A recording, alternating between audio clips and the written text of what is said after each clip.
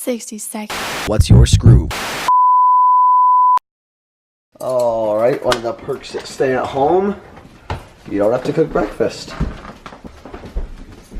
Thanks, Mom. You're welcome. Did not.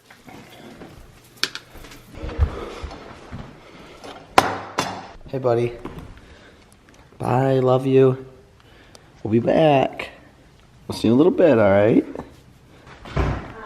Back home, been hashing out all of the typical Monday BS. It's getting late. It's gonna be dark soon, so I'm gonna go for a run. I took my week off because my knee was hurting last Monday. Gotta hurry, we're racing the sun. I'll be back in just a couple miles, short run today. Just got back, got a nice 4 miles in. Hot out, but I love Monday runs. I feel better, even though I feel awful right now. I'll feel better later. Alright, yeah, in a little bit, dinner. Alright, I'm starving. I just burped. I'm starving. Let's see what Kenny's doing for dinner. Hey, Kenny, what are we doing for dinner? I went with a good old-fashioned peanut butter and jelly. What is? Some Romando noodles.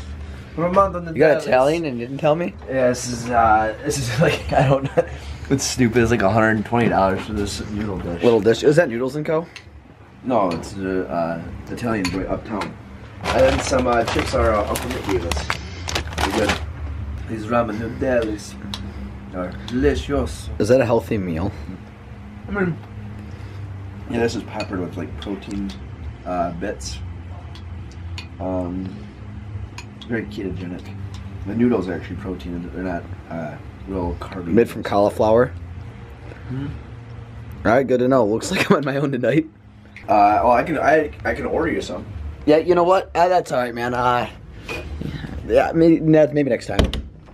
All right, so I'm about to get in the shower, and I realize I never showed you guys. Wrong one. The newest installment. No more janky mirror. Hi. Medicine cabinet. How nice. Now I can actually shave and get ready without looking like a clown. Well, I might still look like a clown, but I won't feel like I'm in a circus mirror maze. Alright, as good as those gourmet noodles sounded, I'm going with old reliable. Oh, Apollo's eating. I'm going with old reliable eggs, bacon. It's safe and it's satisfying.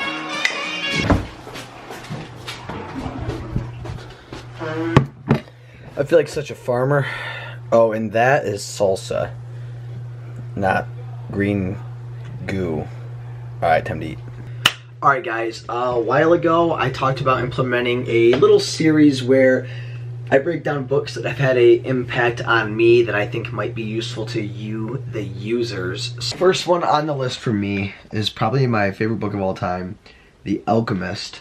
So last time it was The Alchemist. This time, not so much one book as it is an author and all the things that he's produced and how it's affected Kenny and I. Kenny was actually the one who discovered him and recommended him to me. Tim Ferriss. He has the podcast, The Tim Ferriss Show.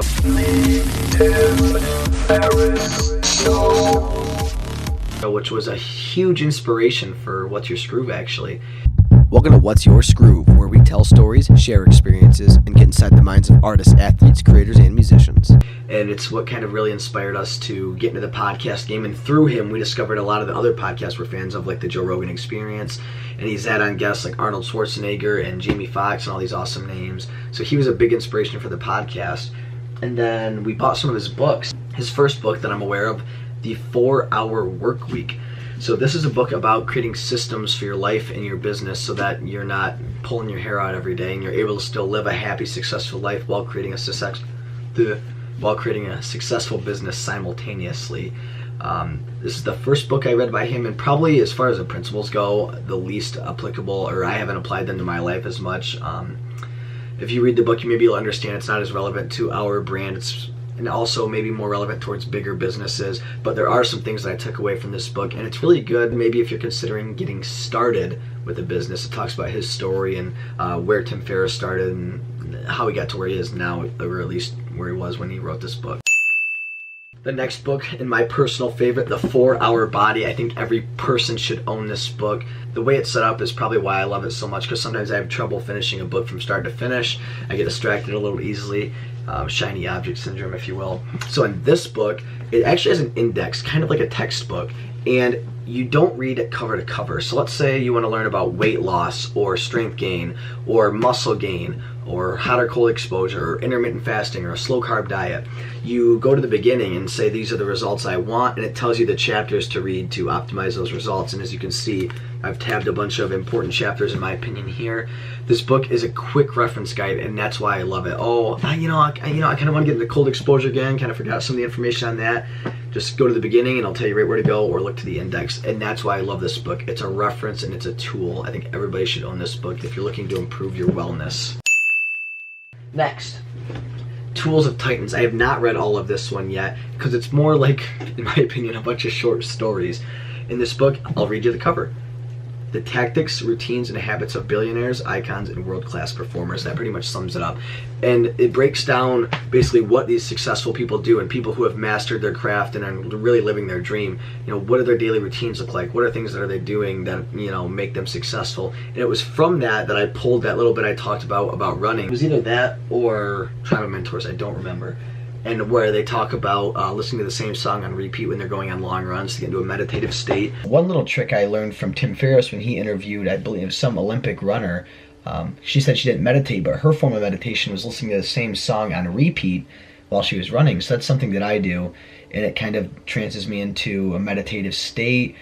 Guys like Laird Hamilton and all these big name people who've just mastered what they're doing are in that book.